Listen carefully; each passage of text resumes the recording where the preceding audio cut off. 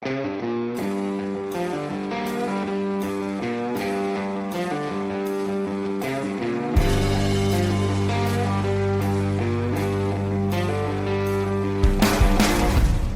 and welcome to episode 29 of the Time to Calibrate podcast. I'm Marc Levesque, and my co-host today is Brent Robillard from the Calibrated Wrist.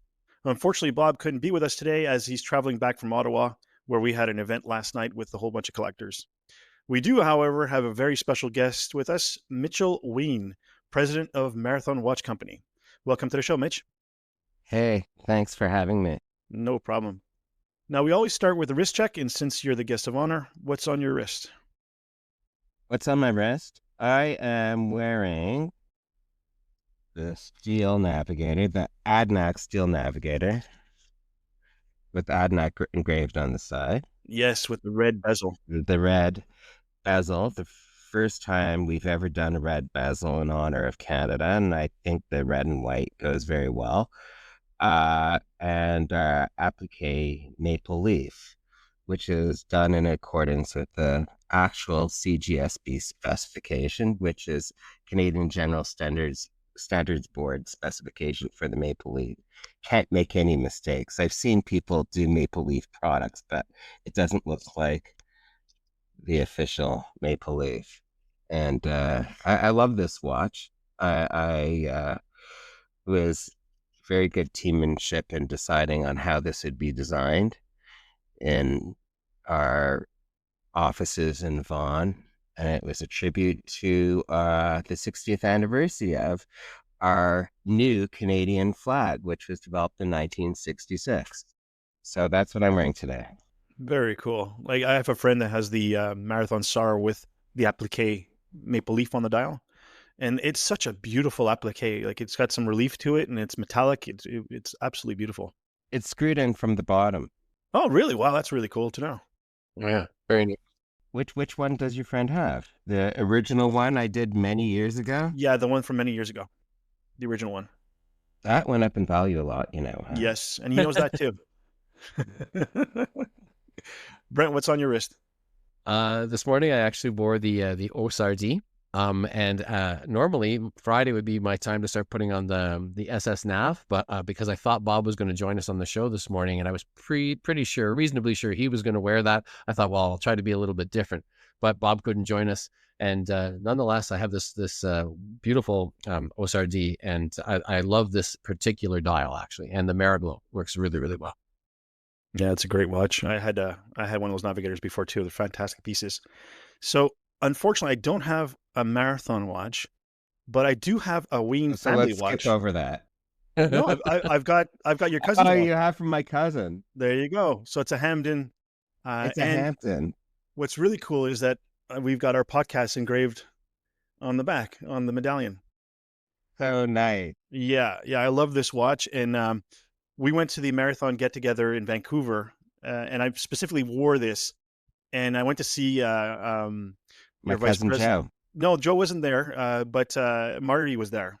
And so Marty and I did a selfie with the watch, and we sent it to Joe in real time. So that was really cool.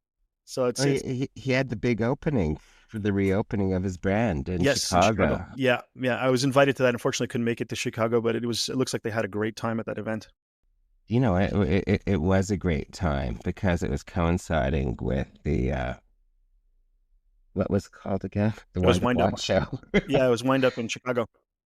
Yeah. Joe is such a nice guy. I met him in Toronto last year. He had a booth next to yours, and he and I kind of hit it off, and he showed me his watches, and I thought that was a really interesting one. And then he emailed me the week after saying, "Oh, it was nice meeting you, and I'd love for you to take a look at the watch." And so he sent me one months before they were ready to launch. And he says, "Take a look at it, have fun with it, and then I'll let you know when you're ready." And then I wrote something in with Brent, and then Brent took the pictures for the article in the Calibrated Wrist. And I think I was the first one to review this line of watches. You know what? He's a great guy. He's actually the bizarro me, because so his That's grandfather, saying something. I know, huh? His grandfather was my grandfather's older brother, and my great-grandfather thought it was a great idea to make Wein watch, which is the original name of the watch company. to expand that a brother should be in every major city working for the family, which was run by oldest brother Alex. But Joe and I have always had that relationship, and I think it's because he was living in California and he became a computer engineer in Palo Alto, and in those days, I mean, imagine he could have worked for Apple or anybody, but his dad called him to go back into the mechanical watch business in Chicago. They had a big client. They have Fantasy Diamonds, but they also had the Sears Roebuck account, which was, I think, an interesting account. They had many big Absolutely. jewelry accounts, whereas we didn't have jewelry accounts.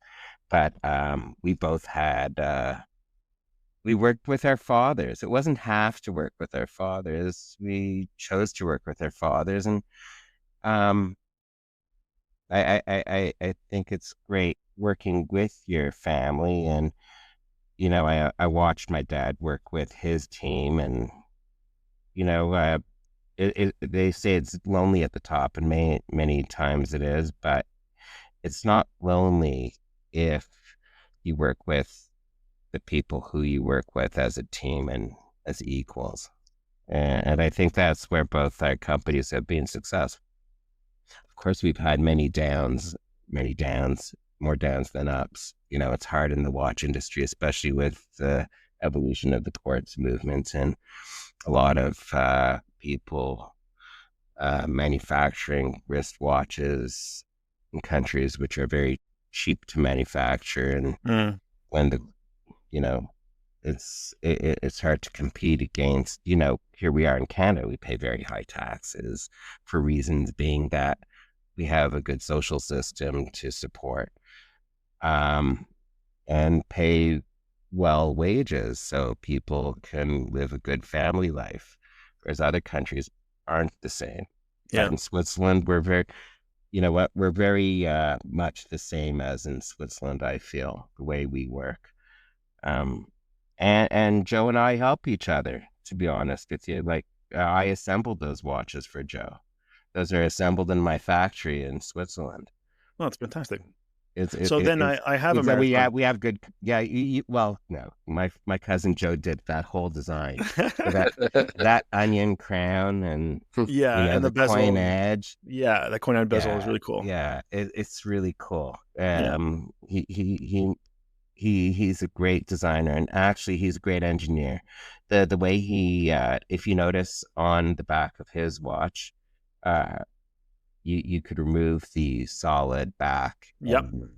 And actually expose the sapphire back so you could see the movement working, which is always interesting.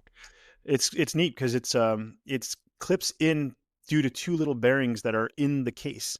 Yes, So it and snaps into place. an oval snap, and it always Yeah. snaps upright. Yeah, and it feels, there's some things that are tactile and they're fun to play with, that are satisfying when they snap into place. That's one of those things.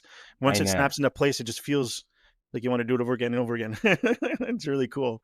You're right. That's why I like a bezel watch. I like playing with the bezel. So Yeah, sort of same here. like And the rosary marathon bezels beads. are some of the best in the business. Yeah, they make a sound. Yeah, man, they're solid. They're really solid. So for those of you who are listening that are not aware or know who Mitchell Wein is, I'll go through a little bit of a bio. So Mitchell Wein is the third generation leader of Marathon Watch Company. Raised in the business founded by his grandfather, he worked alongside his father, former President Leon Wein, before taking over the company himself. Under Mitchell's leadership, Marathon has expanded beyond pure government contracting to establish a broader consumer presence. This includes a stronger direct-to-consumer and e-commerce strategy, along with a regular public engagement through interviews and podcasts like this one. Marathon's roots trace back to 1904, when it began as the Weinstern Company, later becoming Wein Brothers. And in 1939, Mitchell's grandfather, Morris Wein, officially founded Marathon in Montreal to supply precision timepieces across North America, making the beginning of the multi-generational family-owned business that continues to thrive today. During World War II, Marathon started providing timing instruments to Allied forces and has since remained a trusted supplier of military spec watches to Allied governments. Today, Marathon produces watches according to U.S. military standards, as well as other Allied specifications, and continues to receive purchase orders from the U.S. government. Leon Wein, Mitchell's father and former president, led key product programs that are still central to Marathon's catalog. Notable products include the Navigator Pilot's Watch, developed in 1986 in collaboration with Kelly Air Force Base, and then later on, designs featured Adinak branding, Canada backwards, due to contract restrictions.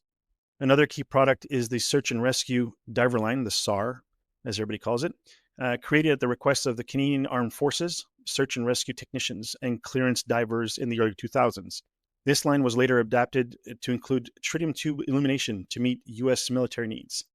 In 2024-2025, Marathon will celebrate 85 years in operation, highlighting its continuous family stewardship from Morris to Leon to Mitchell, ongoing government contracts, and its purpose-built ethos of designing in Canada while manufacturing in Switzerland.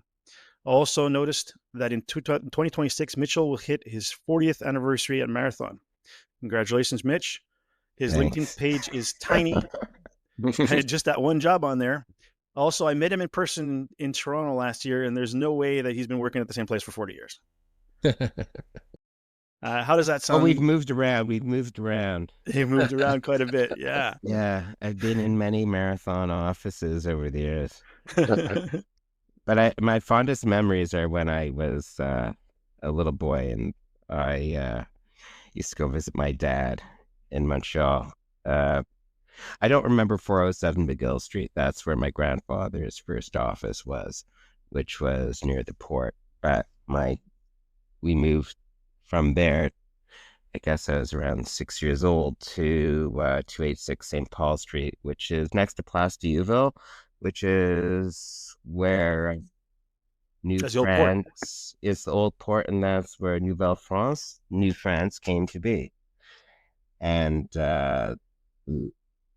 nunnery was behind us, and we were always watching the boats come in and out of the port. My grandfather had the two top floors of 286 St. Paul, and I watched Expo going on. Expo 67. Mana's World and the monorails going by and watching, the boats filled with grain coming in and going to Europe. It was, and it was just normal part of life. But actually, I realized in retrospect that was great learning experience and great piece of history that I was seeing that I could now tell the story about. And then we moved to Toronto. My uncle worked on those boats, the grain boats that used to get filled in Montreal. Oh, really? It was first made on one of those. Really? Yeah, a long time ago. Ports changed quite a bit, and that Place d'Youville that you're talking about is an open museum now, and you can go in and go under, and you can actually see the cobblestone streets that were underneath everything that's there now, and you can walk through all that history. It's really neat. Oh, you're right. They raised the land. Yeah. And the nuns used to live there until I'd say probably to the 1950s or 40s. That was a great nunnery. Yeah. And I don't even know if that's the right word. It's convent, a monastery, convent. Yeah. You're right. A monastery too. Yeah. I think it depends on what it's being used for. So, Mitch, 3 generations in, your family has been running Marathon for over 8 decades. What's the biggest philosophy that's been passed down from your grandfather and father? Okay. There's a few things, but one of the major things that I ever learned is that to survive in life, you have to be able to change. And my father and grandfather always believed in there's a Japanese proverb. I won't tell it to you in Japanese because I don't know Japanese, but it's the branch that bends with the wind won't snap. And through my 40 years of being here, there has been so many changes that we had to modernize and do things better and learn from each other. And another thing is that, it isn't my name that's the family. A name is not important in life. It's Marathon is a family, and even though we have a factory far away in Switzerland and We have all our head office technology and organization being run in Canada. We all help each other. And I think the reason why we're successful is because we do listen to each other and we work in teams and, respect each other. And I also see, I'm one generation, but there's two different generations below myself that are really running this company well and learning. You never stop learning, you see. My father never stops learning. My father's constantly sending me articles every day. He's 93 and he reads the Wall Street Journal. He reads the Toronto Star, the Globe and Mail, National Post. He's he's made that lazy boy really worth his while. And my mom is also like, they're very kind and smart people. And I think that doing the right thing is very important.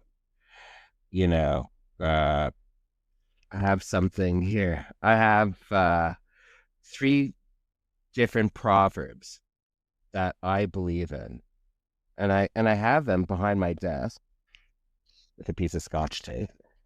I'll read it to you. The only real failure is the failure to try. The person who risks nothing, does nothing, has nothing. And all we know about the future is that it will be different. And I think those are 3 important things that gives us life lessons and allows us to go on our journey on a daily basis, no matter how old you are, what position you do, or where you work. So that's my life advice, sort of. But you can see that underneath your leadership that you have actually lived all 3 of those philosophies, especially that first Japanese proverb about adapting. It was kind of under your leadership that the marathon was brought online. And I guess by that, I mean, opened up to the general public. But I also understand it that despite primarily being a producer of military watches, many individuals in all areas of governments were already seeking you out as early as the 90s. They were the people that had been issued your watches in the public service, but they wanted them for their civilian lives as well. Particularly, I think, after the Gulf War. Was this the development that eventually made you say, let's move away from the government contracts, or was it something else entirely? No, life changed, as we know. So what was important to my father and my grandfather was that we would have a stable business that would give us all, a decent middle class living. And working hard was all you needed to do to make that living and be honest in your lives. My grandfather, after World War II, which was very successful for him economically,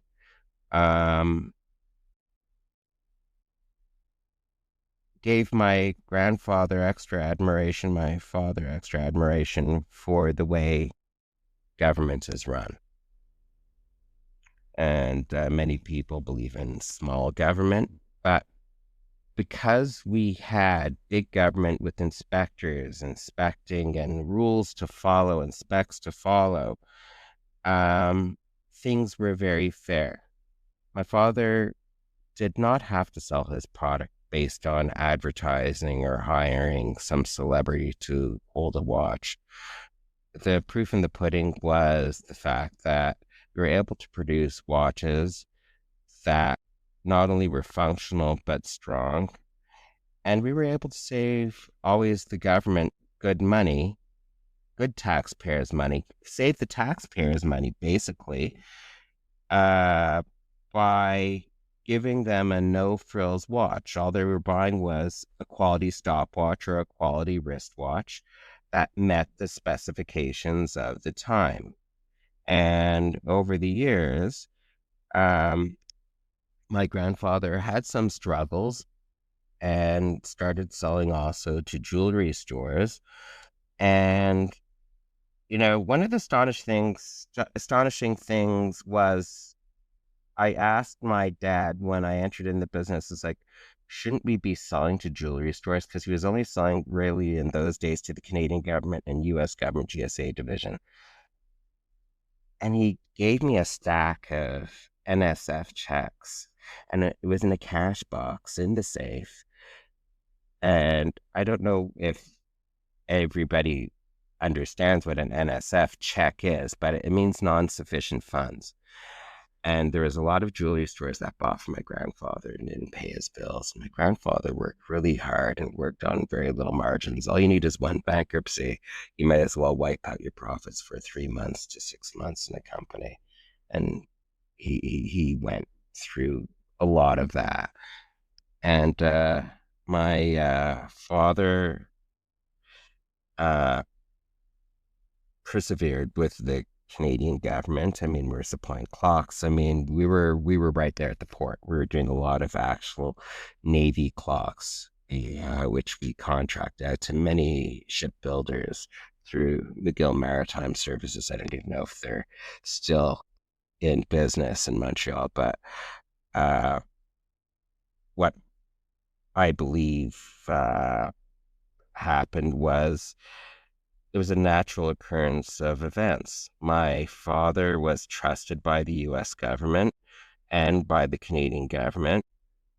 The US government came to my dad at one point after us supplying the GGW 113, the general purpose mechanical watch, and saving them a lot of money in the 1970s. Do we think, well, they in those days, it went through Ottawa. There was a defense office, and Kelly Air Force Base reached out to see if we could develop an electric version of a navigator watch based on old specifications, but changing up things.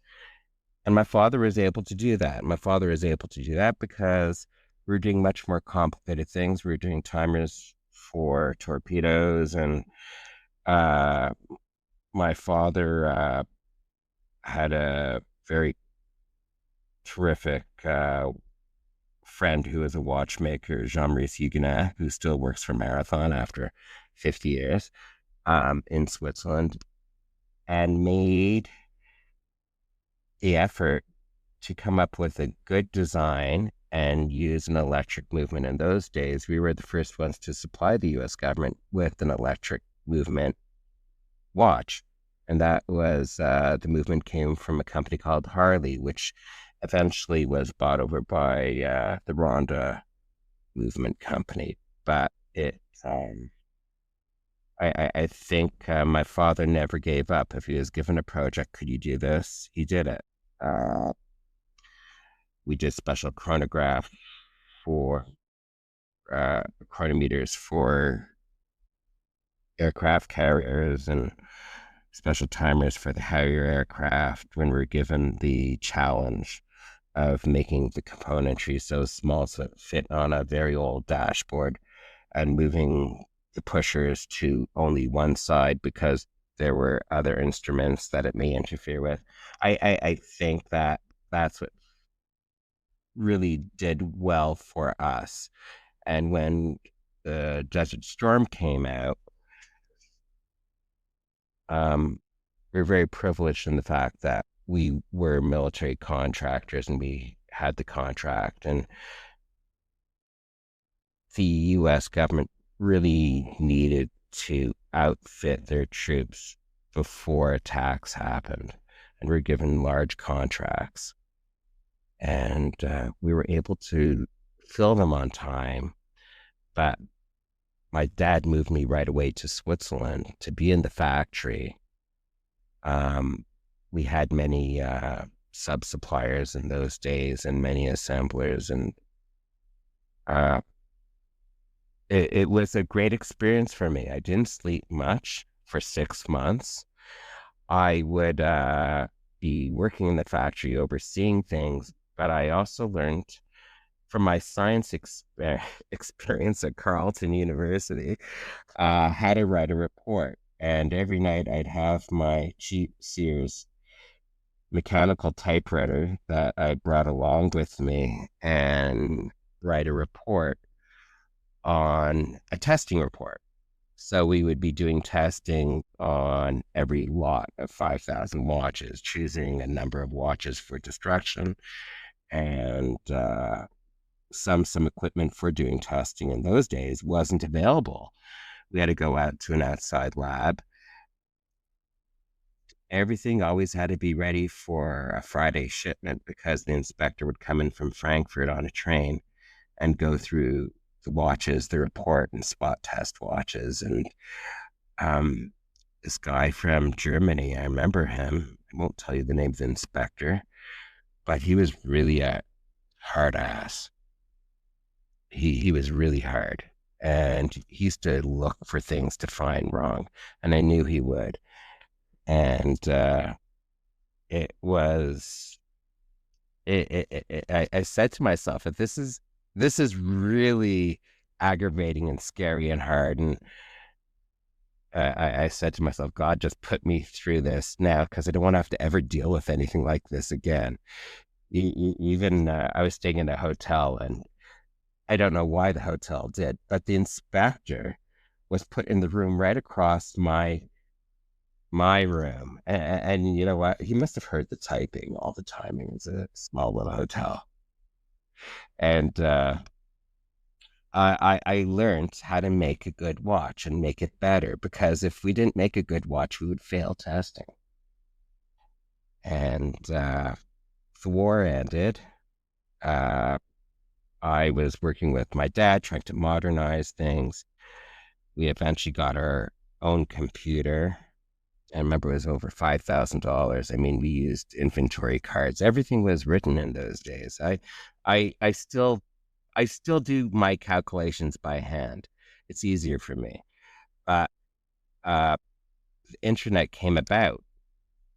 We had surplus. We had a lot of surplus watches. So if we had a contract, let's say if we had a contract for 7,300 watches, there's always defects and issues, there's stoppers. So we would always make 7,600 watches, a few hundred extra watches. Sometimes the government would have the option of a 3% increase if we offered it to them. And sometimes they took it, sometimes they didn't. But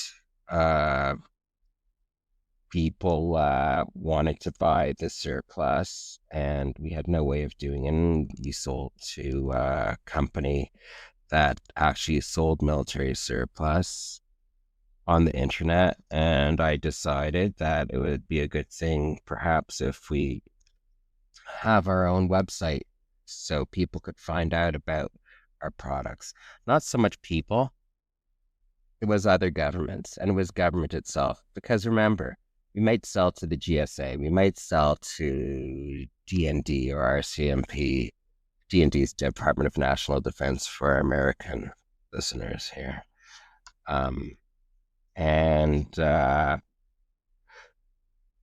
If I was buying a stopwatch, I would like to know the tolerances of it, and you could find that all through the website. So I figured it's better to have an informational website than mailing out or faxing out information, because whenever you write a report on, let's see, a centrifuge of white blood cells or anything, you have to give the timing, and the timing has to have tolerances at the end of the lab report.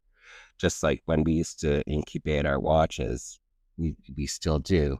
We have to give a tolerance of temperature, because the temperature could vary within a 24-hour period. So these watches were incubated at a temperature of 120 degrees Fahrenheit, plus or minus 5 degrees Fahrenheit, and a humidity of 32%. And that's why you need to know what the tolerances are and what something looks like and how it holds in a hand, and what running time is of a watch or a stopwatch or a specific device that we manufacture.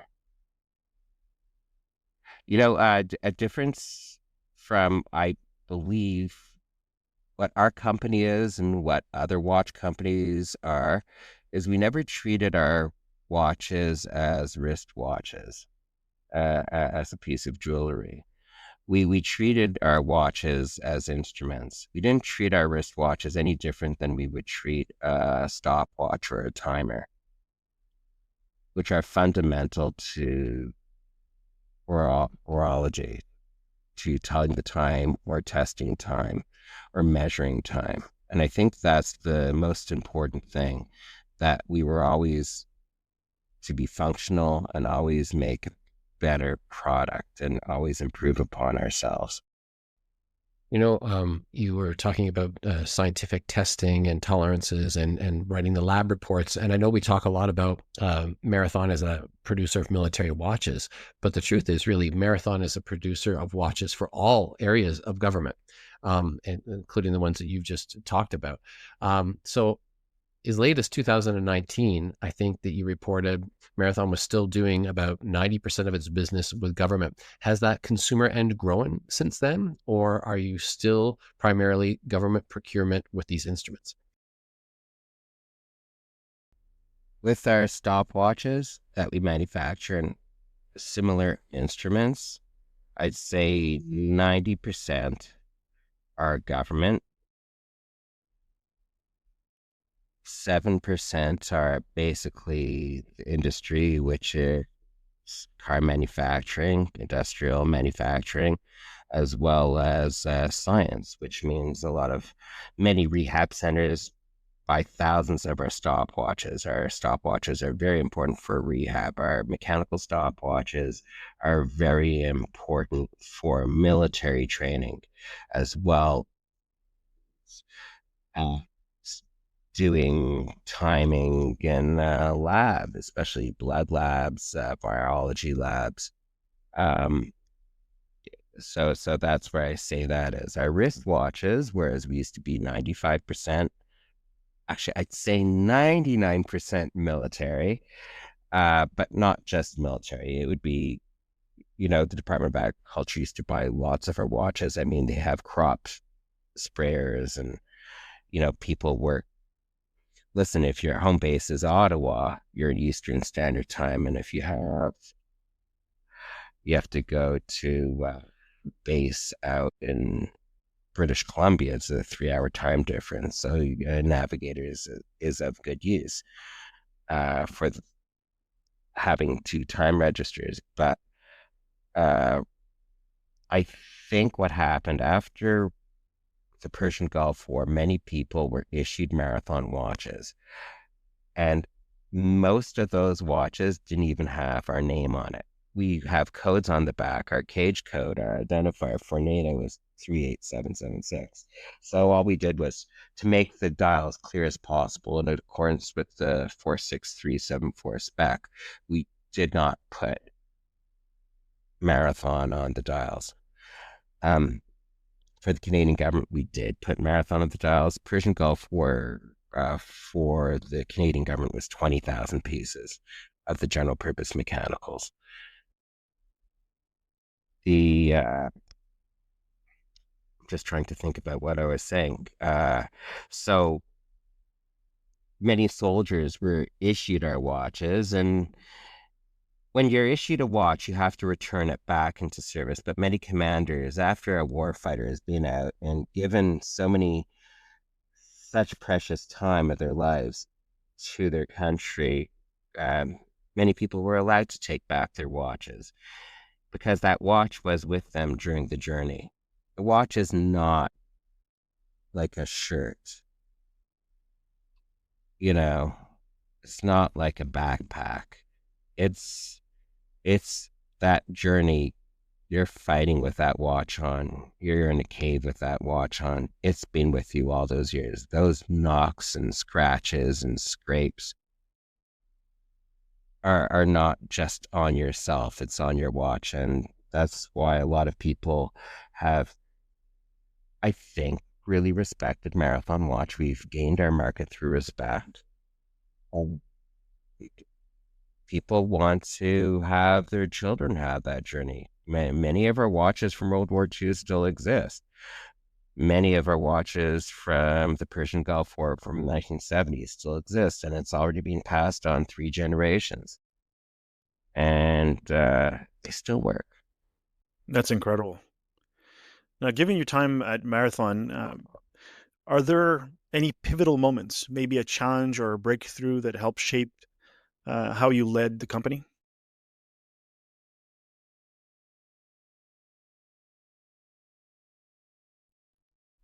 There's a lot of them. Um, you know, when you lead a company, you have to realize it's a big weight on your shoulders. You have the responsibility whether times are good or times are bad. And we've been through bad times that, you know, the team as a whole is the most important. And you have to take care of your team and encourage your team, even when times look tough. You have to always, it's my faith to always be positive and always know that there's going to be light at the end of the tunnel. And it's proven right. I've learned how to work with people from my experience with my parents. And I've also, as anybody at my age, been through a lot of sadness, and your friends and family pick you up, and a lot of my friends are at Marathon. I mean, you come to work every day, you work with these people. They for years upon years, they become family and friends. They're family and friends. And I think that's what's made this company really a great place to work. And it's a nice, safe place where we help each other. And no, I've learned that. I believe that Marathon has been in business for over 85 years, and I believe that the ethics of Marathon aren't just my family's ethics or my ethics. I believe that they're Canadian ethics as well. And I remember in the 1990s when we reestablished our factory in Le Chaux-de-Fonds, Switzerland. The laws in Switzerland were very different than the laws in Canada. And I made the choice that it was time that Canadian values took precedence over any foreign government's values. And one of those major values was that women are equal to men, and in many we take that for granted. In many countries, they're not. And in Switzerland those days, I was in many boardrooms and I was in many big companies, and I noticed that there was never a woman on the board of directors, and at least there was never a woman president. There was one company in Bienne which had a woman president because she inherited from her father, but I believe that what I saw was woman. I remember my first day working at the factory, and all the women were leaving at 11:45, but the men left at 12 for lunch. Lunch was 12 to 1:30, but of course we started work extremely early with the sunshine. The reason why they were leaving early was because they had to go prepare lunch for their husbands and the family. And I thought to myself, that's actually really sexist. And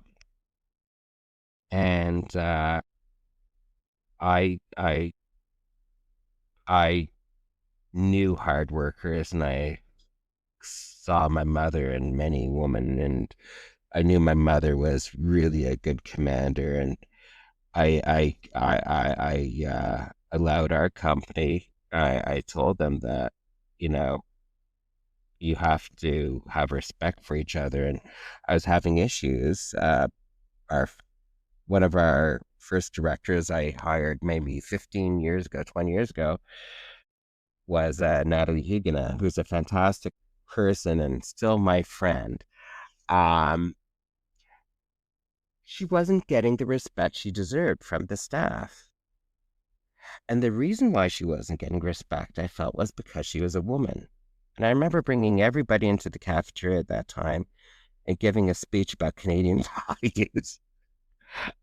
And I hope that from that day on, she got the respect she deserved, and I'm sure she did, because she's a great woman. And that's about it. So Canadian values, equality, helping others is a big value of mine. Many people say that Marathon is a military manufacturer and military manufacturers should be stopped, but we have to remember something. We're Canadian, and our devices are maybe used by the military, but what does the Canadian military do? There's an earthquake in Haiti. We're down there. There's a tsunami in Sri Lanka that happened, and we brought our water filtration machines to help those people. What are we as Canadians? We help those who can't help themselves, and I think that that's a great path to walk on. That's amazing. Just so we're clear, that question I asked was Bob's question. He would have asked it if he was here, and the next one is his as well. And I really like this one. It's amazing that Marathon has been part of your family for so long. If your grandfather could see Marathon today, what do you think would surprise him the most about the brand? Do you know what would surprise him the most about the brand? I think he'd be surprised that we were able to survive amongst all the other Canadian watch companies. When I was little, there was many Canadian watch companies. And through perseverance and his values, I think he'd be surprised that I listened to him. But I did listen to him. He was a very kind man. And actually, that's what everybody says about my grandfather. He was a very kind man. And,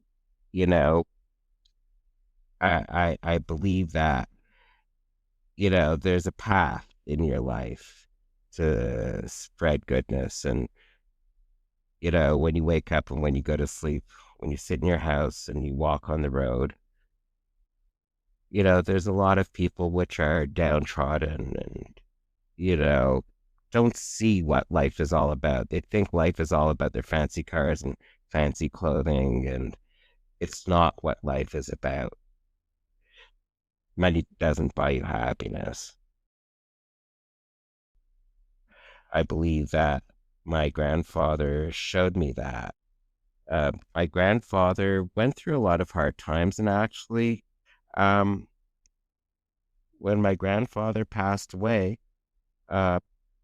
most of his money was used up, but not used up for personal uses.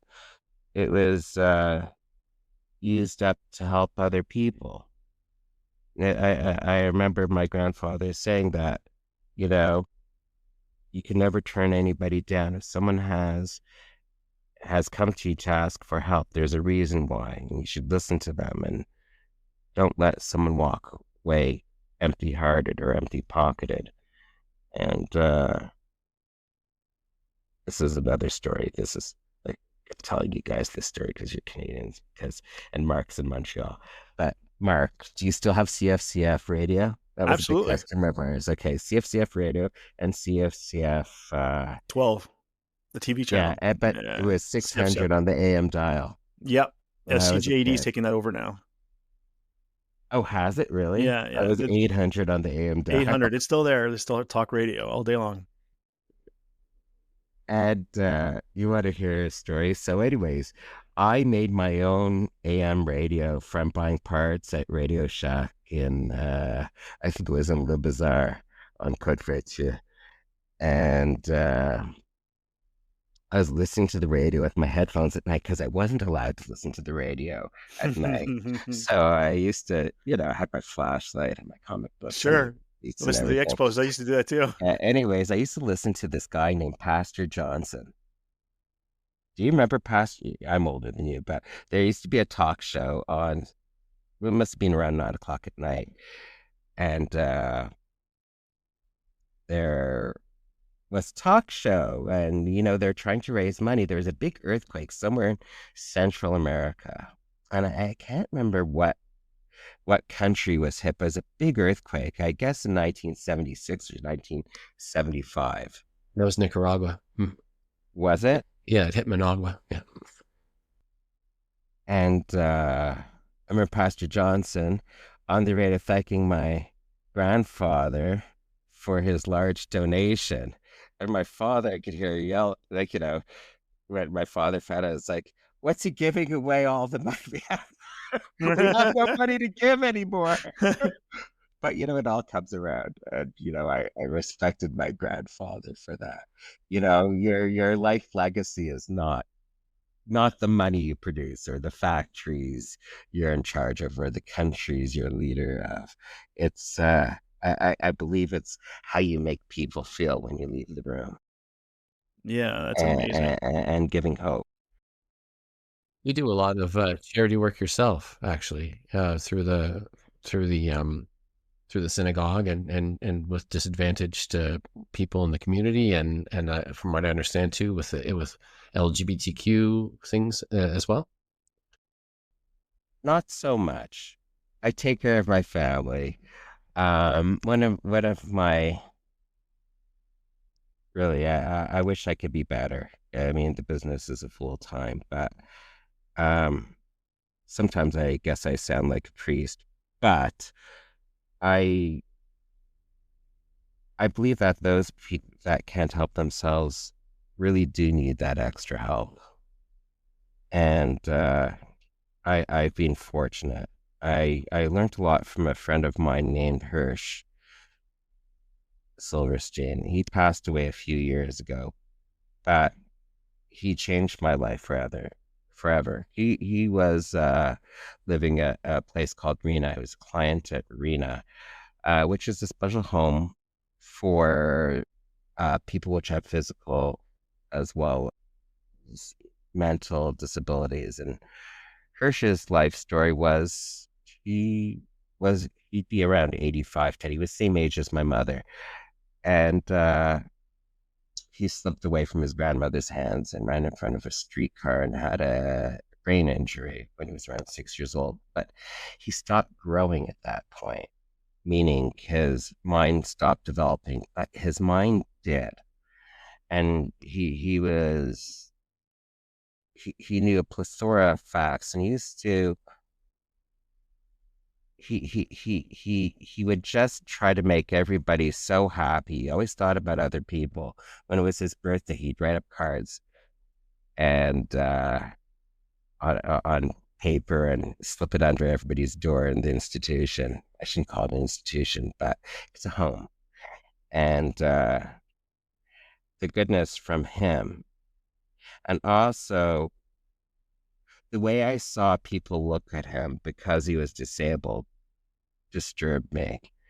And I felt that I have to explain to people, it's not that it's the right of physically or mentally challenged people. They're holy people. I used to get frustrated because people would question poor Hirsch. He used to eat, and the food used to come out of his mouth because he used to talk at the same time as food came out of his mouth. And people used to say, well, we don't want him eating near us or eating near the buffet table because, food would come out. And they didn't see the goodness in him. A lot of people didn't, but a lot of people did. And I think that everybody has a place in society to make this a better world. And people should think about that when they judge other people. Well, you talked a little bit about how the ethos of perhaps the Canadian military, the Canadian government is maybe different from that in other militaries around the world. And you mentioned, the the dart team heading off to Sri Lanka and of course to Haiti and that sort of thing. And I know we're going to do an even deeper dive into all those military things, but something surprised me when I was doing some research for this interview. And it was that when I typed in vintage marathon, there were some other kinds of watches that came up that are not synonymous with marathon in the way I see it in a contemporary world. There were sort of beautiful vintage dress watches, gold-filled watches, watches with Col de Vache lugs, sector dials, pie plate dials, and even small seconds hands and things like that. So can you tell us a little bit about that side of marathon and maybe then how did the military watches take precedence eventually?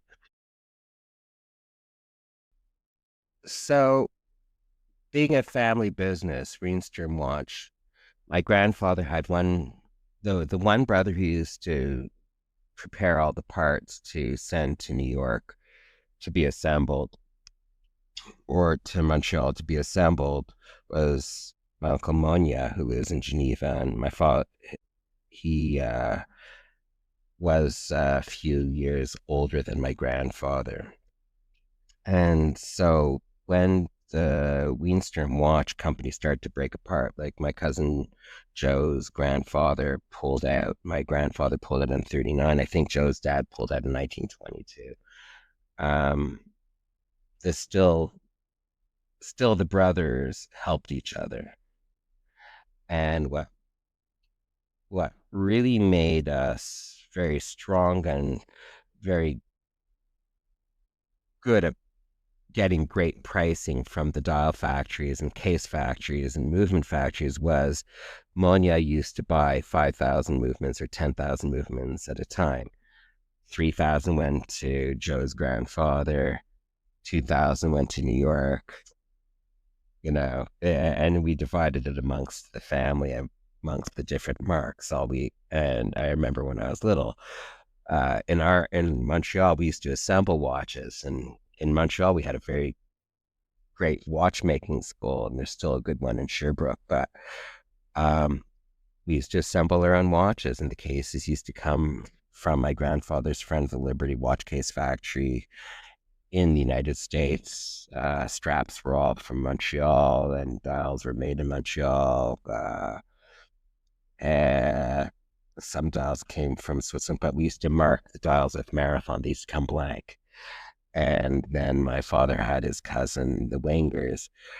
My grandfather's sister married a man named Sam Wanger, and they started their own watch business too, but still they were involved in the family. And we used to stamp the different trademarks on the different dials. And from having economies of scale, we were able to do very good pricing.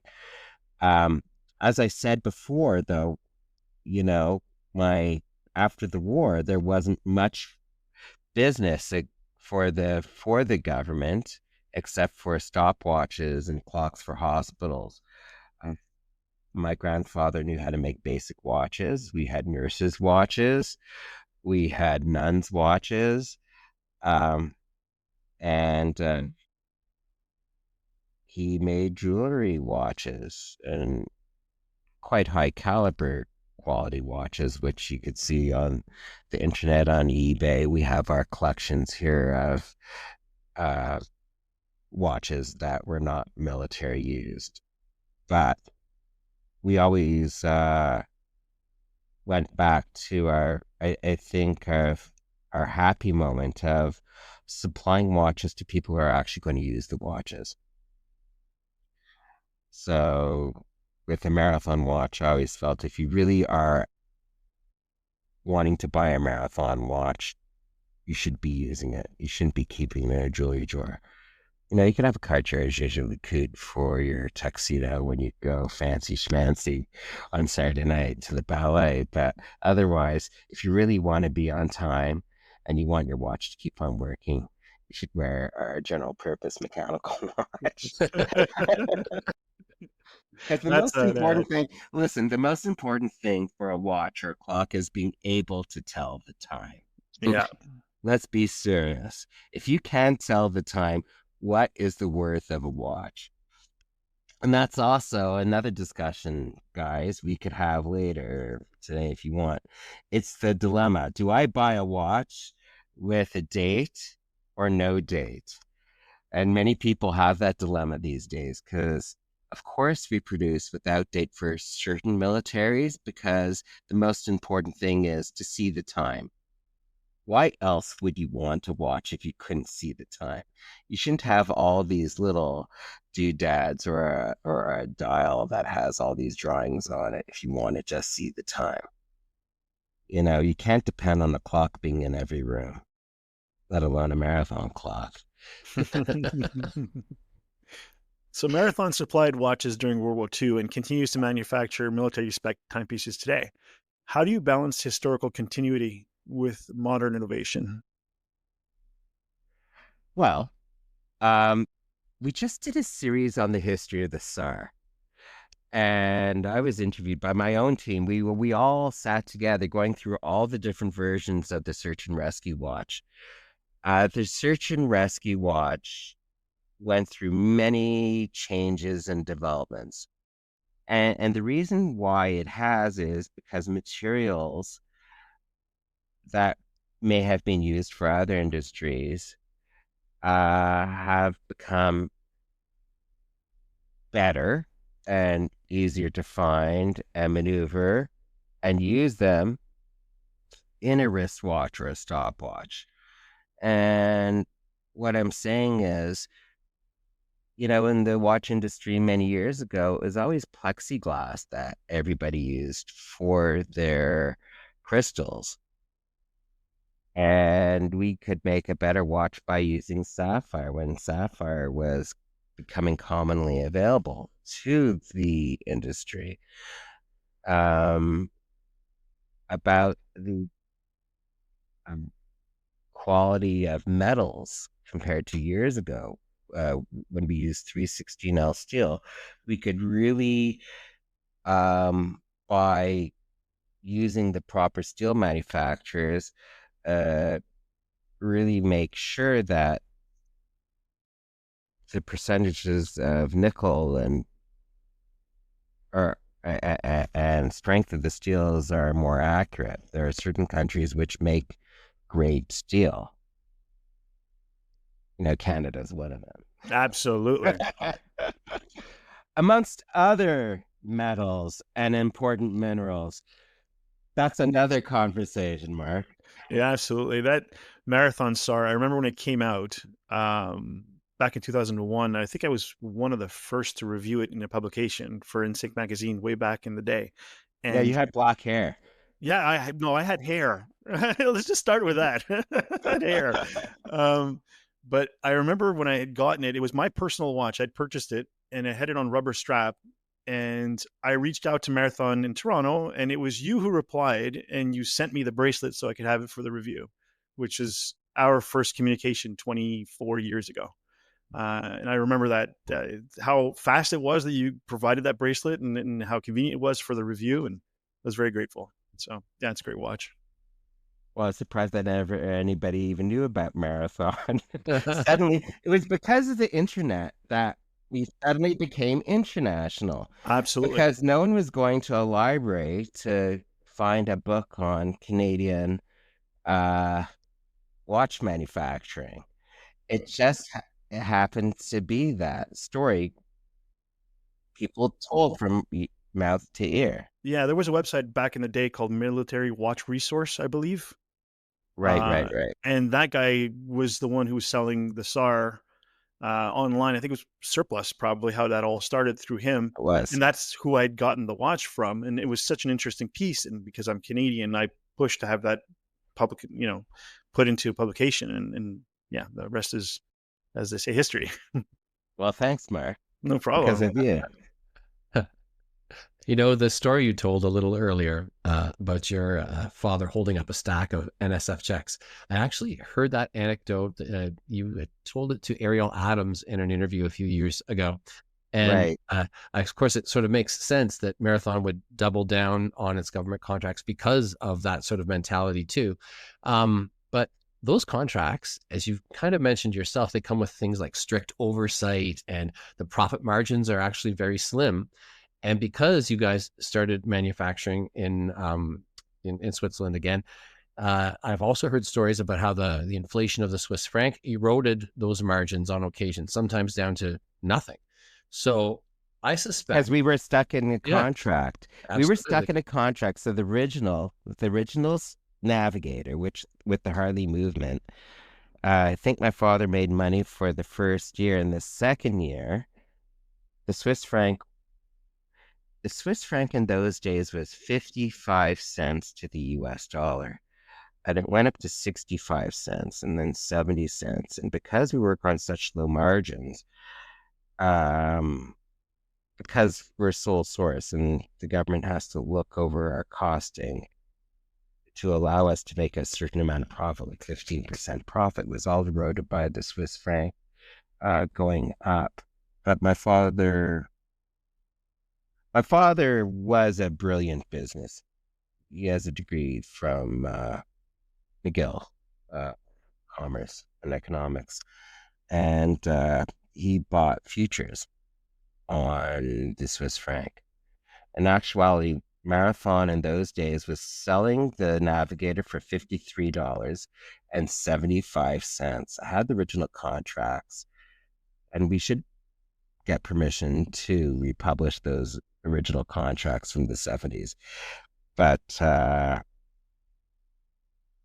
when you sell 7,000 watches and you're making $3 a watch, that's $21,000.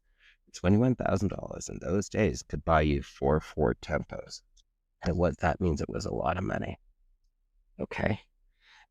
But, we made money on the futures of the Swiss francs to cover the losses. And so it was a way of doing an insurance policy in case the Swiss franc went up. You should know, though, today, the Swiss franc has gone from 1.1 last year to 1.25. So us people who manufacture in Switzerland, using really the best equipment and best watchmakers, have not only had our costing increased by 15%, but unfortunately, selling into the United States, the American consumer is getting a 39% tax on that's a can of worms right there. Well, I know. I think things will change. Things get negotiated. There's no reason why the United States and Switzerland can't have good friendship and good economic terms. And I think that will change. I really do. But people have to understand, when a Swiss company has to raise its pricing just to cover the loss and cost, like if you want the best, you have to pay for it. And that's about it. I saw that some companies really raised their pricing. I don't blame them, but things will even out. In Canada, we're very fortunate for one reason, that there's a Switzerland free trade agreement with the Canadian government that was signed many years ago. So Swiss products coming into Canada have no duty. So Canadians do have that great benefit of buying Swiss products. Except I think Swiss cheese has duty on it as of our dairy board. Yeah. And for those listening, in case they didn't get the reference, a Ford Tempo is basically a Toyota Corolla of the day by Ford. Just had to put that in there. It was 4,500. Okay. Because I actually wanted to buy a car of my own once I was out of university. I was tired of, my parents didn't get me a car like other people's parents did. And I took the bus, but I wanted to buy my own car. I was saving up. And Ford Tempo was 4,500. And then there was the Mercury equivalent, Topaz, which is $350 more. Yeah, that's the same car. I buy different grill. I'm buying the Tempo. Yeah. Well, this might tell you something about my family, but we bought the Topaz. Oh, really? Yeah. You're fancy people. My dad had Crown Victoria. Or just not Oh, so really? savvy. Yeah. My dad always had a Chevrolet. He Oh, always wow. liked the Chevrolet Caprice Classic. Yeah, And big then car. and then we moved over to the Buick. It had big trunks. Oh, yeah. Yeah, it could fit 8. Yeah, exactly. If you light them sideways. You were just talking a second ago about friendship and the idea that some of this too shall pass, but it kind of ties into the last question I asked you as well. Given these small margins and the fact that things like this can go awry in the business that you're in, it seems like Marathon plays the long game. It's about building relationships. So I'm curious if you have any stories you could share about how those relationships were built with certain individuals or institutions, how they might have been tested, or how they might have prevailed in spite of, against all odds. Sure. Maybe I should tell you the story about the chronograph, just as I'll tell you about the SAR. So the SAR was developed for the Canadian government. What happened with the Canadian government, I had many friends in the military going through university and living in Ottawa. I knew a lot of people which worked for governments, and I worked for Children's Hospital of Eastern Ontario. And basically, I felt that I, as well as my friends, even the ones that worked for the post office, were public servants, and it was a very noble job to be a public servant. No matter what you did for the government, it was a noble piece of work. The Canadian government was buying our general purpose mechanical wristwatches for many years, our military stopwatches, many peculiar varieties of timing devices. But they were buying their search and rescue dive watches from Rolex. And I was a bit pissed off being a Canadian taxpayer, knowing what the Canadian government was spending on a watch when they could save a lot of money by buying from a Canadian company my dive watch. We had a dive watch in stock. It met the specs. It was 200 meters in depth. Instead of spending $2,000 a watch in those days, I think we were charging $275 or $300 for our search and rescue dive watch. And in a way, there was a monopoly. It was on that NSN. And I went to Ottawa and I went to Defense Engineering and explained my case. I remember going to Place du Portage, which is a government center with public works and government services. I think it was called Department of Supply and Services in those days. And I pleaded our case. But I also said it's a shame that my taxpayers' money, it could be used elsewhere if you save money on the watches. And they opened up the solicitation to allow us to bid. Of course, we had to show test results from an independent laboratory, and we started supplying the Canadian government. The cases that I was using to make those watches were from a small company that was a case manufacturer on the French border with Switzerland. I think it was near Geneva, Evian. And,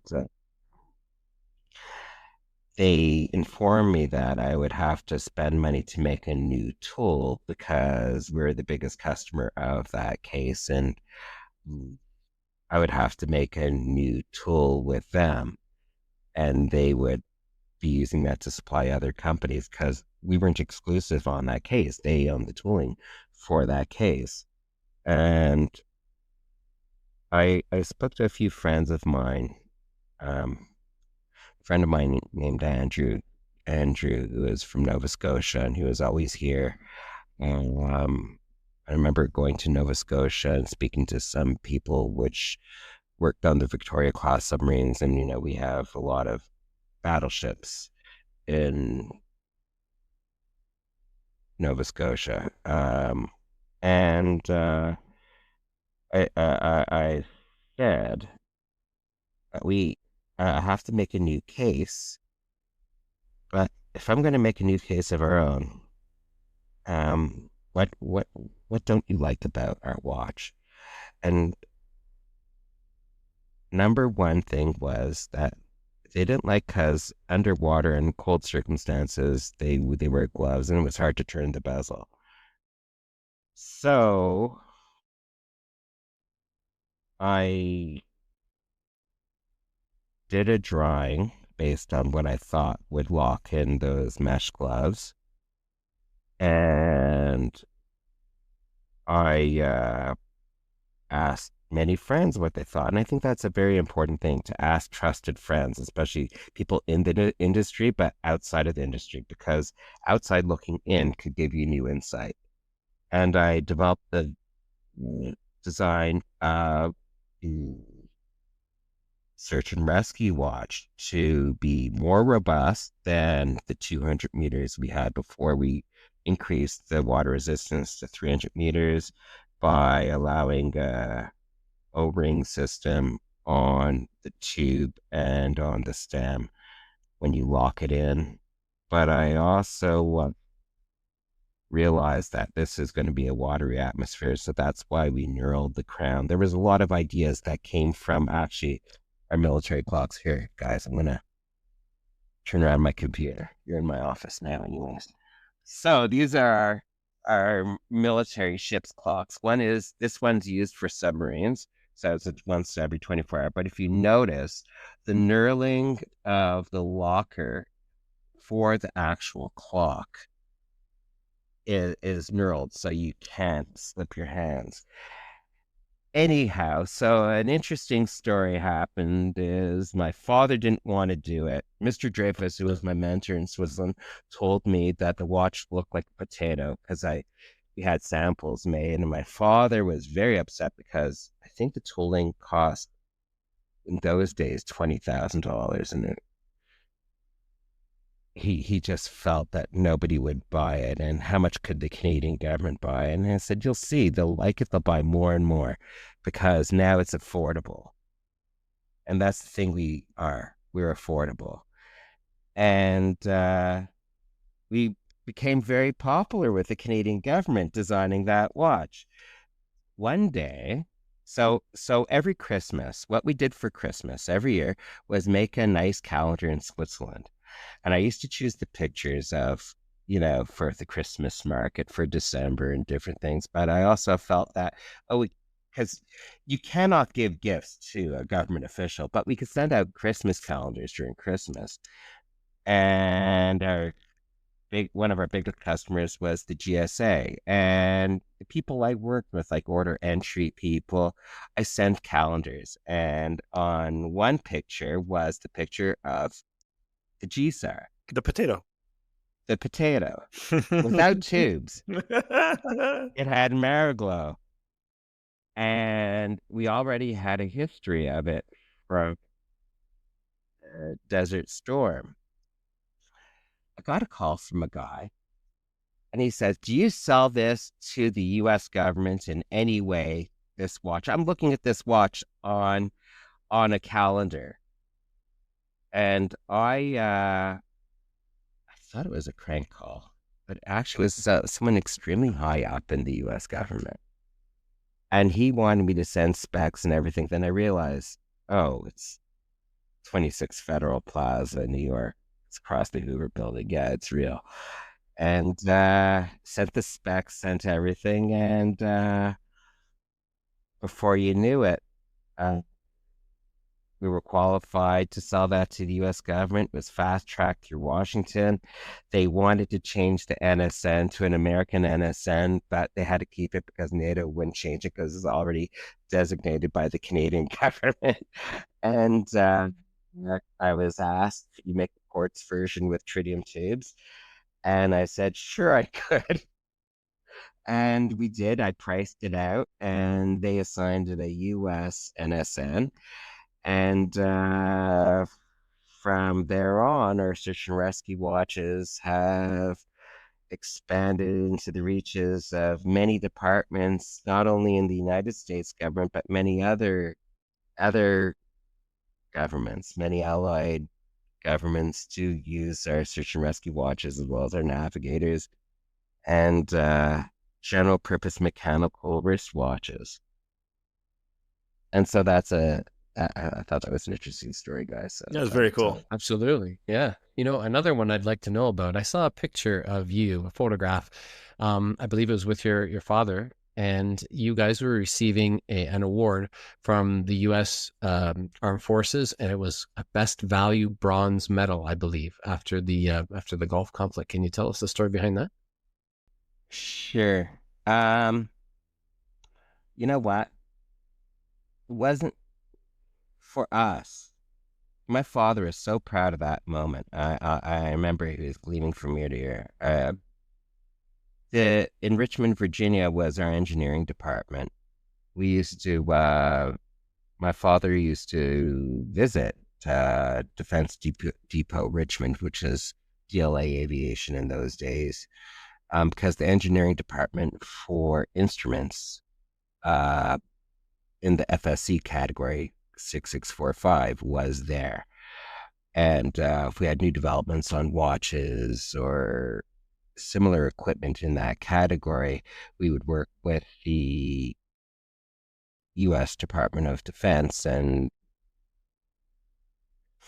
go through qualification processes as well as discussions of what was needed in the warfighter in the future. We used to have big meetings with other companies because, as you know, the person who supplies the screws for a wing assembly is just as important as the person who supplies the, fuel gauge. And what was that question again, Brent? Sorry. It's just the story behind why you got that particular award. Oh, so the story behind that award was because the U.S. government recognized us, even though we were a Canadian company.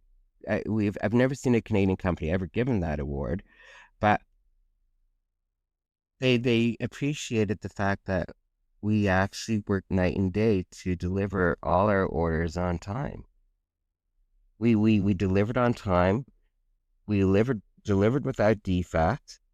We, when things were important, there was trucks waiting outside our factory for a sign off to bring our product to an airplane that had to go fly into Qatar right from Zurich. So we also developed, I think they recognized the fact that, we were doing steel navigators that cost a certain amount. And my father, felt that we could save the U.S. government money. In those days, we were able to save the government around $20 a watch by moving our case manufacturing to a new type of composite case, which came from a POM standard, to not only save the taxpayer money, let's say at least $700,000 in those days, 30,000 watches, you think about it in those years, and also to lighten the load. Because you remember, all wars were carried on overseas, and, every soldier was given a kit. And that kit became heavy the more instrumentation that went on. And also transporting 4,000 watches or even 100 watches with a steel case was much heavier than transporting watches with a fiberglass case. And it allowed the government to purchase many more watches for many more warfighters. And my father was given that award for working so hard and keeping abreast with the U.S. government, going up to Ottawa, speaking to the Defense Center in Ottawa for the U.S. government, and I think my father was always very good with Canadian-American relations, and I've learned that from him. And I've visited the Canadian Embassy many times in Washington, trying to help trade between the United States and Canada. My father is responsible not just for supplying watches to the Canadian government, but we supplied many products. We had a War Department in Marathon. We still supply certain things to the US government and the Canadian government. But my father was very, good at sourcing American-made products for the Canadian government, as well as Canadian-made products for the US government. We had major contracts for wearables that we sourced from the United States, buying special cloth from the United States. We made tents with special cloth made in Sudbury. I mean, my father is very proud Canadian, but we're also very proud to be part of America in the fact that my family is American and Canadian, and there's no reason why there should be any fighting. We should help each other. And I think that goes along to say we really come from the same cloth. And I think trade is very important between our two countries. And I think that solves a lot of things. Yeah, agreed. Are there any prototypes or rare military issue marathon watches sitting in a family archives or a drawer somewhere that collectors would be really surprised to know that they exist? What do you want, Arctic Ranger? Bring it out. No, seriously. Anything that would knock, collectors' socks off that they don't even know that exists. Okay, come here. Let's see what I have in my drawers. This is where we I have wish a lot our of podcast things. was a video podcast. Yeah, you should make a video podcast. There are new items happening here, but let's see. Oh, the camera winked out. Did it really? Yeah, you're still there. We still hear you. Just the camera. There you go. Okay, you can't report on this, but this is something with a new thing. Oh boy, look at that. That's an experimental item for the chronograph, which should be coming out later on. I know a bunch of people are going to DM me later saying, "What did you see? What did you see?" There's going to be emails about this. Here's the original SAR where the case broke. Oh wow, I've never seen that before. The Canadian government That's fantastic. with the Cyclops, and that's why I redeveloped the OSAR, the original SAR. This is a date, which was an officer's watch during the 1970s for the Canadian government. That's so cool. That was an award thing. Of course, it's in French, the date wheel. There's many interesting things. Here's the first digital watch that ever came to be. So, yes, wow, Casio, it's an auto mechanical watch. And actually, when we moved here to this building, we had to unload safes. We have the original safes from Montreal. And I think my grandfather even bought those safes when they were old. And we found enough kits, because we used to make these watches in Canada. We found enough kits. We have these auto digital movements, around 200 pieces. And we were thinking about reissuing them, except all the straps that came with the kits were, I guess they got dried out. So we're actually looking at reintroducing that digital watch with the original dials and everything. It's quite beautiful, isn't it? Yeah, it's quite original. Look how Marathon Digital is written, and it says automatic, but it's all digital. Yeah, that's very cool. Is it? It's running. Yeah, it's running. I pulled it out of the drawer and started.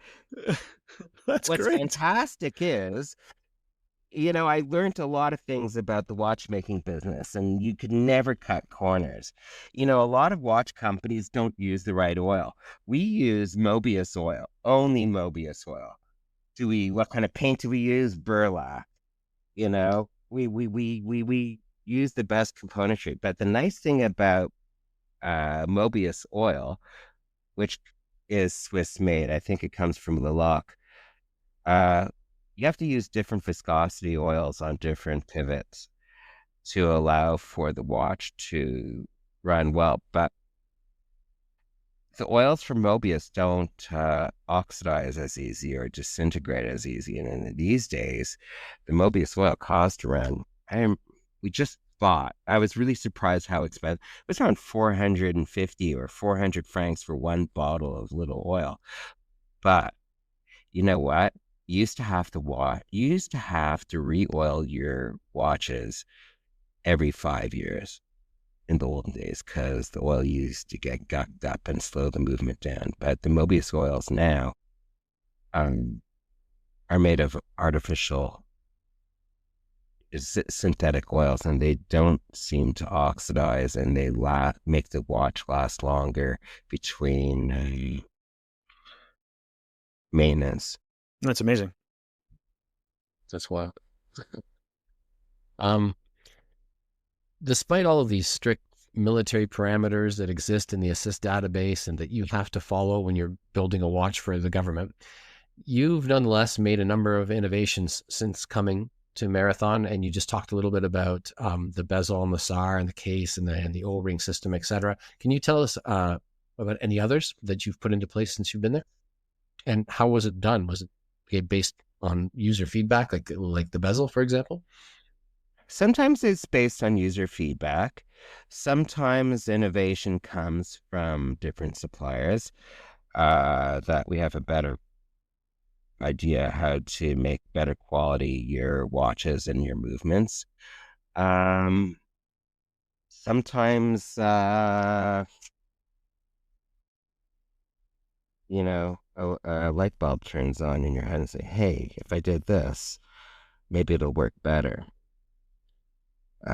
We work very closely with a company called Salida. I know many people have known that recently, but I know Salida from maybe 30 years ago. And how I know them was we were always buying only ETA movements. Well, not always. ETA took over, was part of the Swatch group, and they took over many companies such as Value, and Yeah. they took over many companies. Pizzo and a bunch of others. Yeah, which is another story, but I'll take that one off air what I think. But I have always known that we could never get enough movements when we really needed them, and ETA used to send over the Bosch and parts over to Salida, and Salida used to assemble those movements for them, and he used to, Mr. Garcia, who owned it, manage. It was a smaller factory, and he started making his own movements. And you know what? I saw what was happening in the news. ETA felt threatened and started making up false stories about Salida, that they're making the product in China and stuff like that, which wasn't true. And I know Mr. Garcia, he ran a big company, much bigger than mine, and he always gave me the time of day. I used to come into Switzerland and we used to sit at his desk and go through the movements. And I believe the wonderful thing about Mr. Garcia and Salida is that when we had issues with movements, we had issues with the ratchet wheel on the SW220. And we couldn't figure out what it was. And we had Chumries figuring it out, and other engineers in Laboratoire Dubois and Salida itself. But we've come up with making a better product. And still to this day, I mean, there must be around 5,000 people working at the new Salida factory. And it's a phenomenal place. But the nice thing is, I come to Le Chaux de Fonds, I call up Mr. Garcia, and I'll have a nice meeting with him and go through things and how we can make things better, and what new innovations have come up. I mean, he developed that movement for my cousin of Hampton Watch, and I thought that was phenomenal. It showed how much time was left on the watch, the gauge. Yeah. And I know that this year our new production of movements is far superior than it ever was. And even though our watch might not look changed from the outside, we've changed a lot on the inside. Our engine has improved. Our O-ring system has improved. The quality of our O-rings has improved. The oiling has improved. With our navigator, you're going to see that, yes, we do have a mechanical, which is an automatic movement from Salida. But we make sure that we use not just any shock absorber. We still use Inca block shock absorbers. They cost more, but they save the movement upon great impact. And what I, working with ETA for our quartz movements, what's new this year is we were able to get a 7-year low power consumption movement that has a plus or minus 10 seconds per year accuracy, unheard of in a watch. And I think that it gives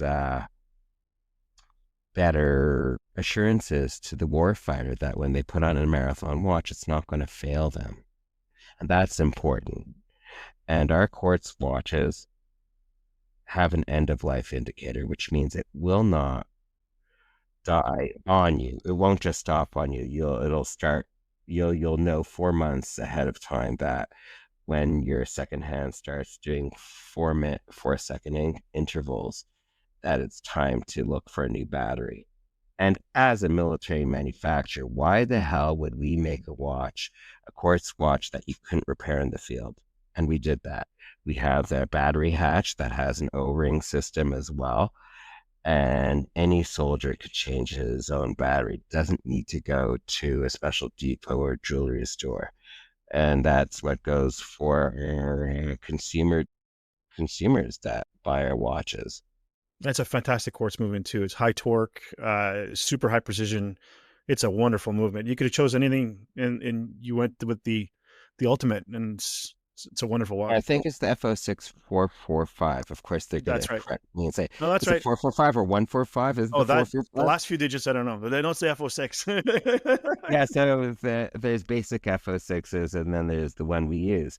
The nice thing about that is there's a stabilizer in the IC.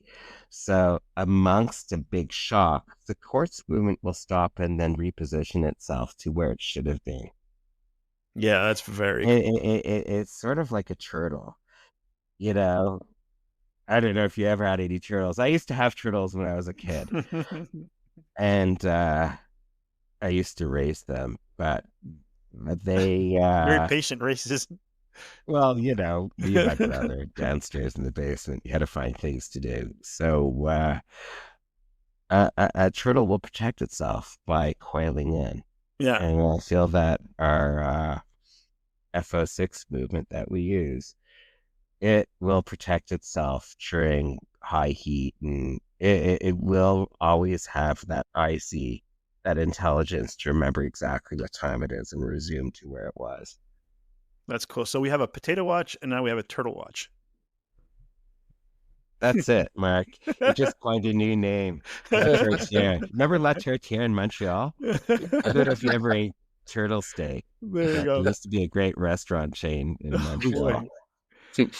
So, Mitch, in an era of GPS and smart devices, what role do you see the traditional analog field or dive watch will play in the active service? In active service, for the warfighter, it will always play a position. Do not forget that a warfighter has to be able to tell the time. The date, not so important, because you know the date. But you have to be able to tell the time.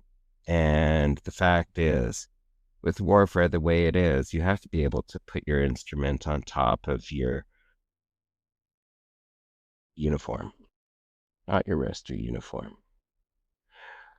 When an explosion happens in the field, not nuclear, could be nuclear, but there's always an EMP, an electromagnetic pulse.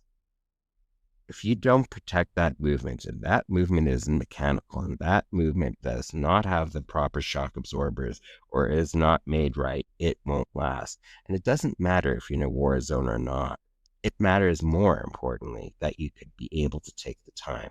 In Afghanistan, many of our watches were issued, and many soldiers had to stay in secret locations in the dark for a long time.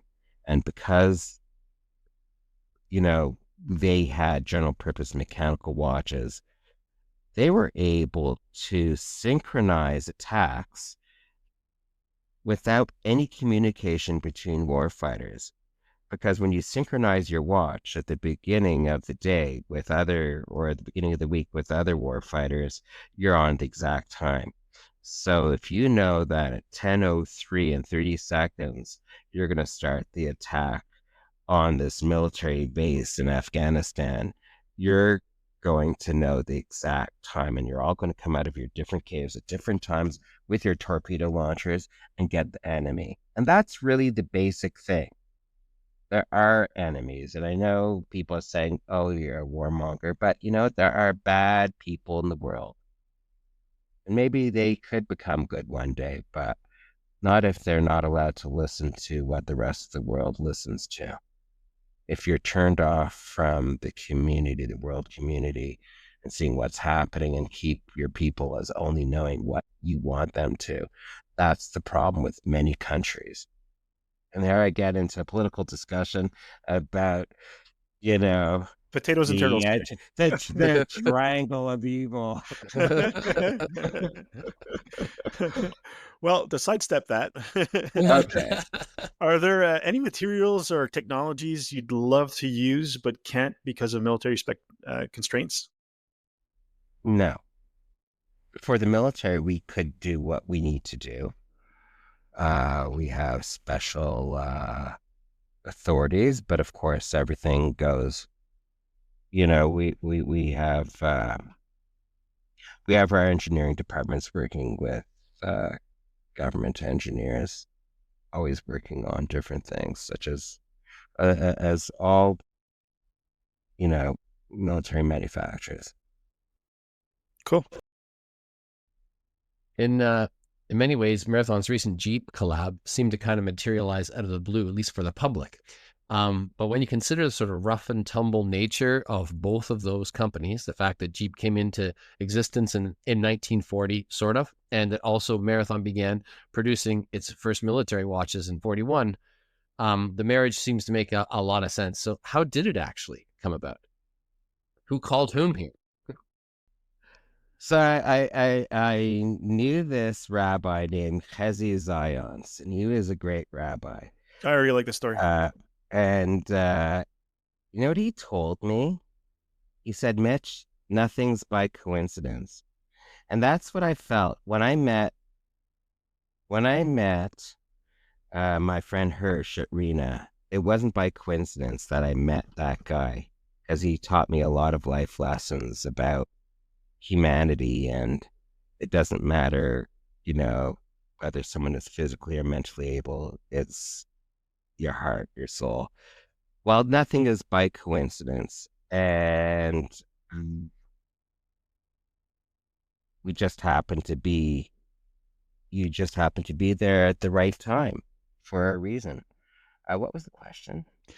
How did the Jeep Marathon collaboration come together? Oh, the Jeep Marathon collaboration. How'd that happen? It so happened that Jeep at the time was looking to collaborate with a watch manufacturer. They felt that their brand has gone down. There was a lot of manufacturers putting Jeep on the dials, but non-approved manufacturers, and they're making Jeep watches in China and different countries like that, and they're pretty crappy. And that wasn't a reflection of the Jeep. It so happened, Marty, who works for me, got wind of that, and he approached them and they asked if we'd like to entertain being it. And it so happens that our history started at the same time. So Jeep is really from the 1930s, and so are we from the 1800s to the 1930s. But what happened with World War II, Jeep came on the map. In 1941, they got the first they got contracts with the U.S. government. I think there was another name, but Jeep was being Willis. manufactured I think it was the Willis Jeep or the Willis. right in the Oberlander and things Yeah. like that. And Jeep made its foray into the military, and so did we at the same year. But what was interesting was, I don't know if you know why the name Jeep came to be. Jeep is the general purpose. It was the general purpose vehicle. GP. Jeep. That's why it was the GP vehicle. Jeep. Our watches Cool. are actually called the GP watch, general purpose watch. And we were basically, we didn't supply the king, but we did supply his people and his war fighters, and so did Jeep. And that's a great story. Yeah. Cartier could supply the king with a crown. There you but go. We could supply his people with a watch.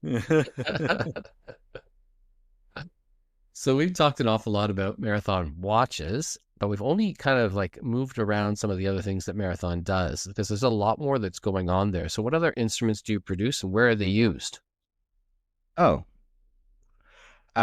instruments such as timers, stopwatches, and Clocks. you're holding up that clock. How'd you get that clock?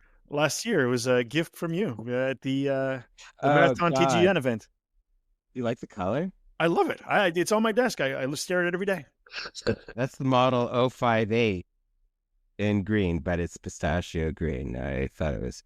So when times weren't war times, we have always been. We might not have supplied wristwatches to jewelry stores in like 20, 30 years, but for the beginning of Marathon, we always supplied clocks to great Canadian department stores, which is our consumer division, and as of late, Amazon. But they're inexpensive, good quality clocks.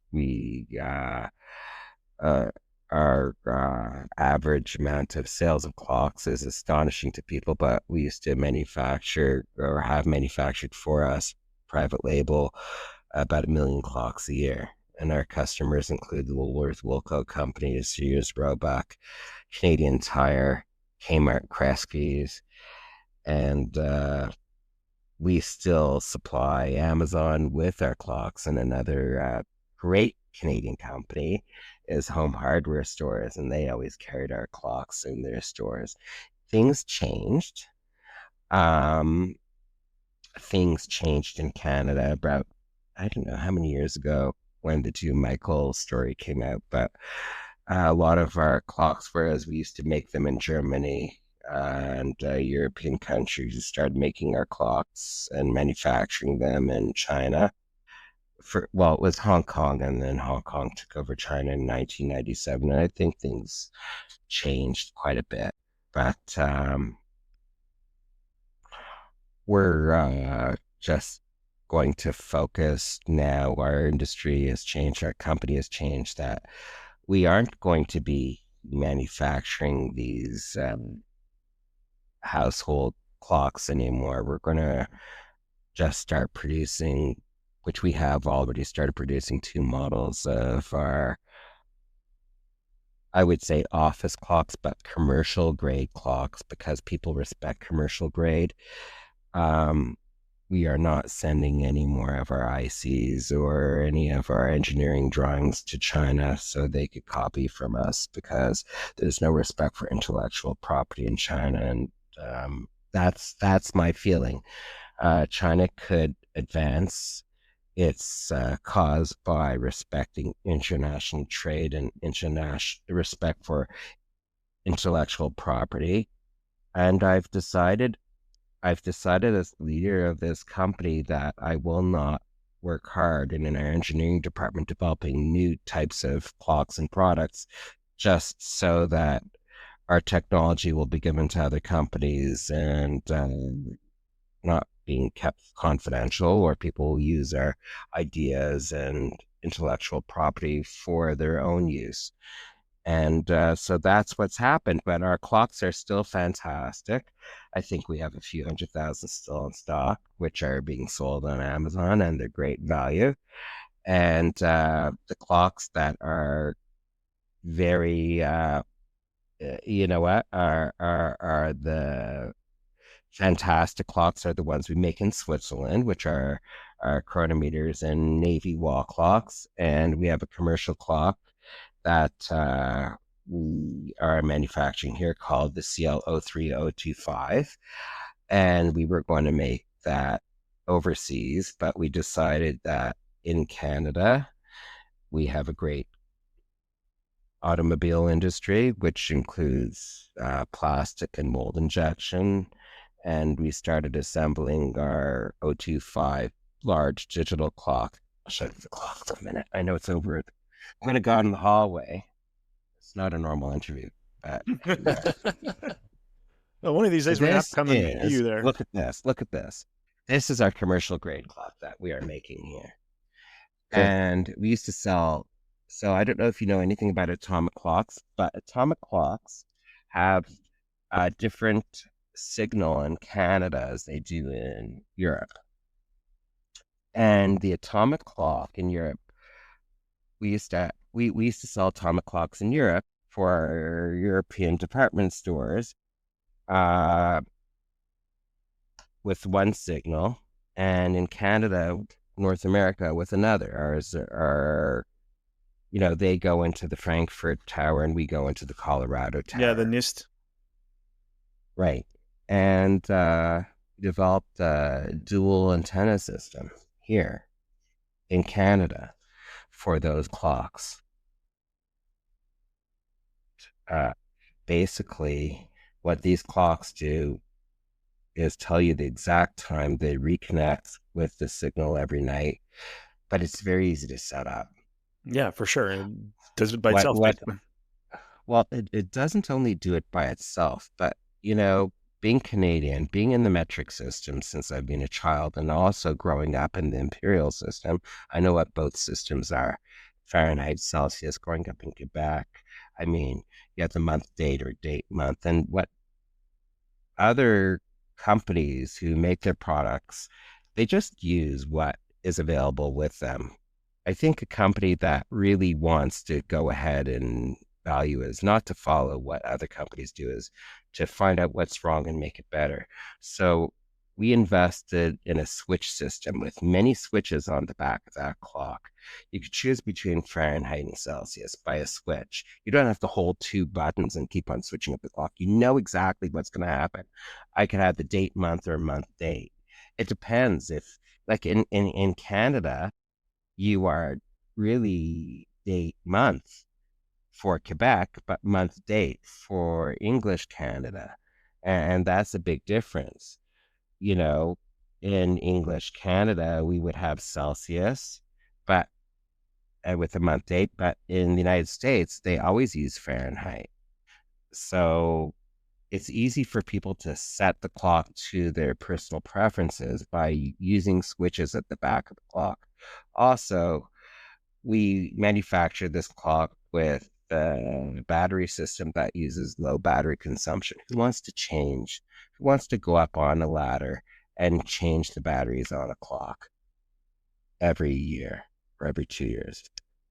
You have to have a low consumption, low power consumption. And we really engineered this clock to be the best atomic clock, I think, available on the planet right now. And it's being used by many governments right now in their offices. Remember, we don't just supply military. I mean, there's health departments, hospitals, there's schools and churches, you know, mosques, synagogues. Like, there's a lot of places where you need a clock for a crowd. And you have to be able to see the time, not just straight on, but in an angle of view.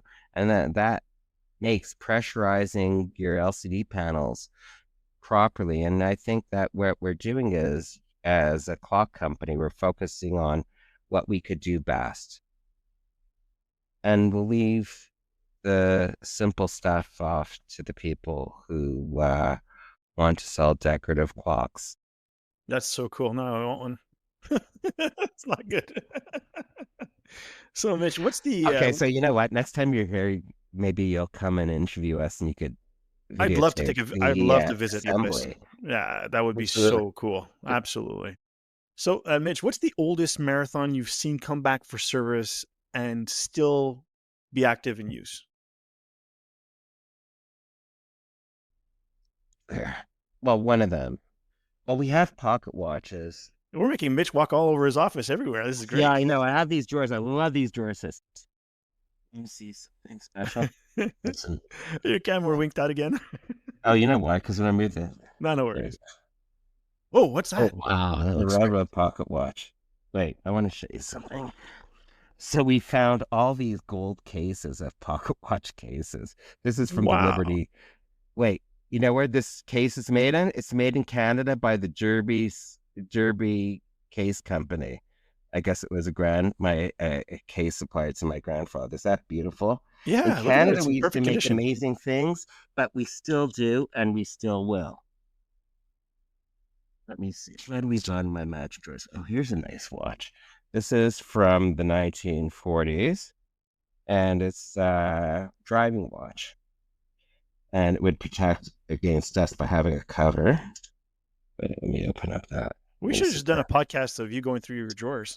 You Like could do that. desk drawers. There you go. You see that? Wow, Yeah, that's That's gorgeous. that's really neat. And it's Yeah, I got was like thinking we could a lid bring it has back. a picture in it, like a locket. That's my grandfather and my Uncle Meyer. I don't know. My grandparents dressed him sort of like a girl. He sort of looked like a girl, but it was actually a little boy there. That's Yeah, it great. was 1930s or 1920s or whatever. That's great. We have quite a few. Oh, look at this one. So look at this old tag, this old marathon tag. So on the back of that tag, it used to be on every watch. This is the model 325. And this is a nurse's watch. Actually, no, it's a nun's watch, but it's, but look how small it is, you see? Oh, yeah, look at that. Wow. As a matter of fact, there was a great article in the New York Times recently about smaller watches coming back into fashion for many people. So this is an old watch from World War II. We replaced the crystal. And of course, I have a new battery. Oh, it's Not got a the new curved battery, pins that I like. new strap, but you could see how worn out the case is. Oh yeah, look at that. And but it's working. I'm winding it right now, and you can see this secondhand ticking. Watch this. Well, we cleaned it up. Of course, it's working. You could take any old movement as long as it hasn't been smashed and clean it up. That's very cool. Isn't that nice? Yeah, gorgeous dial. It's stunning. Yeah, and that's what we based the anniversary watch for Jeep, based on that watch, actually, because that was the watch my grandfather supplied in World War II. That's amazing. So, what's the most surprising thing you've learned from interacting with civilian collectors who buy what are essentially military tools? Collectors, not so much. I could understand civilian collectors. I do understand that. But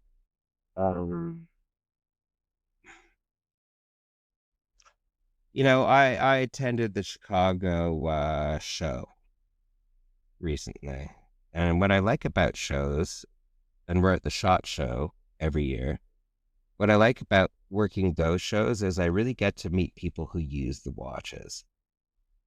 There are people that collect our watches, and there are enthusiasts, but I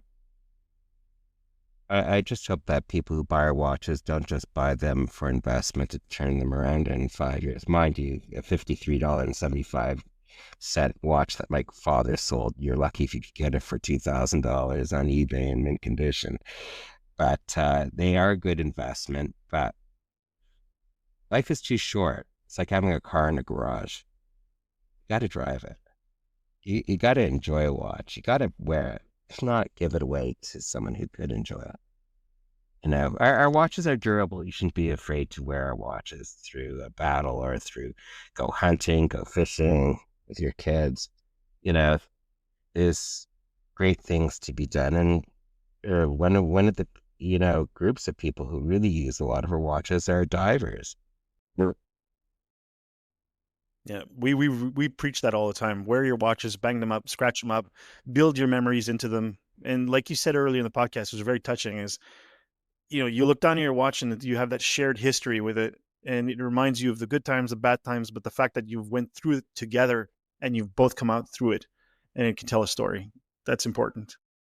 Yeah, maybe that's why I don't throw out much. Everything's been through that journey with me. Oh, yeah, the couch is falling apart, but I've been lying on it for 20 years. It's comfortable. Leave me alone. It's got your butt imprint. It's perfect. Yeah, it's like my dad's lazy boy. Well, Mitchell, before we close out today, I actually have a special message here from one of your retailers in the US, and they wanted us to read it out to you. So I'll do that. Sure. Mr. Wein, we're proud to be one of your authorized dealers in the US. Our interactions with everyone at Marathon Watch Company have shown us the sincerity and integrity behind your business. While watches are our passion, we also represent public servants, military personnel, and veterans sharing a love of this hobby. We admire Marathon's history of providing reliable timepieces to militaries worldwide and recognize the importance of genuine engagement over exploitation in the watch industry. This is about the dedicated people who ensure others enjoy their watch collecting journey and the stories these timepieces carry. Thank you for your commitment and much respect. Cheers. Milspec Watch Group. Wow. That's really nice of them. Well, they also asked that we specifically shout out Martin, Sachin, Jenny, and Joe from your team. Don't forget Danny. And Danny. How about that? Okay. Thank you. I'm going to pass that on to everybody because you know what? Like a watch, if you're missing one part, it doesn't work. And with everybody working together, Marathon works really well. It sure does. Yeah, it really does. I'm proudly Canadian. I love it. It's a great place to work. And don't forget to check our job section because we need more watchmakers. Here I am appealing to get more watchmakers online, but hey, there's always jobs opening here. Okay. Definitely let our audience know and they'll keep an eye on it. Okay, great. Well, thanks, guys. Yeah, thank you so much for being with us today. We understand the value of your time and I really, really appreciate, everything you get through to get on board and get it started. And we had some hiccups at the beginning, but we got it going and you gave us some great stories and, nearly made me cry a couple of times. So way to go. Oh, really? Oh, you're welcome, Mark. Good stories. I mean, that was wonderful. Thank you so much. The Time to Calibrate podcast is out every 2 weeks and can be found wherever you find great podcasts. If you have any questions or comments, please email us at timetocalibrate@gmail.com. Additionally, if you could take the time to leave us a review or a rating, of course, only positive ones, please. We would greatly appreciate that too. Until next time, T2C out.